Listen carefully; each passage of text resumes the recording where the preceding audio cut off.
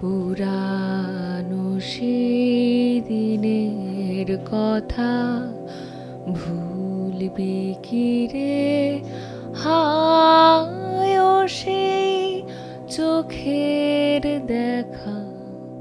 চোখের দেখায় প্রাণের কথায় ফের ফিরে আসা পুরনো সেই দিনে শেকড়ের টানে প্রিয় প্রাঙ্গণে বসল দেশসেরা গণিতবিদদের মিলন মেলা। নেই ক্লাসরুম, ব্ল্যাকবোর্ড, তবুও সকলের প্রাণে ক্ষণে ক্ষণে নাড়া দিচ্ছে অতীতের স্মৃতিময় সেই দিনগুলো। তাই তো এত বছর পর প্রাণের বন্ধুদের কাছে পেয়ে সবাই মেতেছেন গল্প আড্ডায়, মুঠোফোনে বন্দি করে রাখছেন প্রিয় মুহূর্ত।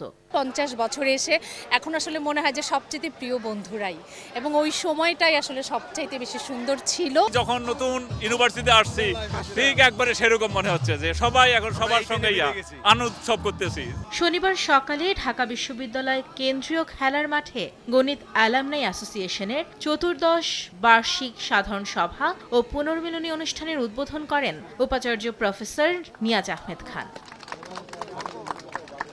মিলন মেলায় সামিল হতে কেউ কেউ এসেছেন দূর দূরান্ত থেকে, কেউ বা এসেছেন ভবিষ্যৎ প্রজন্মকে সঙ্গে নিয়ে। তাই উচ্ছ্বাসের মাত্রাও এখানে অন্যরকম। গণিত হলো বিজ্ঞানের ভাষা এবং এই গণিতকে ঘিরেই আমাদের আজকের আয়োজন।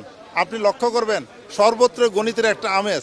অনেকের সাথে দেখা হচ্ছে অনেক দিন পরে, 5-10 বছর পরে, 15 বছর পরে, 20 বছর পরে। দেখার আগেই মনে হচ্ছে বুকে জড়িয়ে ধরছি। এ সময় 15 জন প্রাক্তন শিক্ষককে গণিত অ্যালামনাই অ্যাসোসিয়েশনের পক্ষ থেকে সম্মাননা জানানো হয়। এ সময় পুরো প্রাঙ্গণে তৈরি হয় আবেগঘন পরিবেশের। যাদের সম্বোধনা দেওয়া হয়েছে তাদের মধ্যে আমি কনিষ্ঠ, মানে আমি সবচেয়ে জুনিয়র যাদের সম্বোধনা দেওয়া হয়েছে। বাংলাদেশের গণিতকে কিভাবে উন্নত করা যায় এখনো দেখছি সেই দিকে না দিয়ে সবাই এখন বড় বড় রিসার্চের দিকে চলে যায়। কিন্তু রিসার্চ করে হয়তো তার নিজের উন্নতি হবে হায়ার রিসার্চে, কিন্তু দেশের উন্নতি হবে বলে মনে হয়। পৃথিবী জুড়ে ছড়িয়ে থাকা ঢাকা বিশ্ববিদ্যালয়ের গণিতবিদরা ছড়িয়ে দিচ্ছেন মেধার স্বাক্ষর।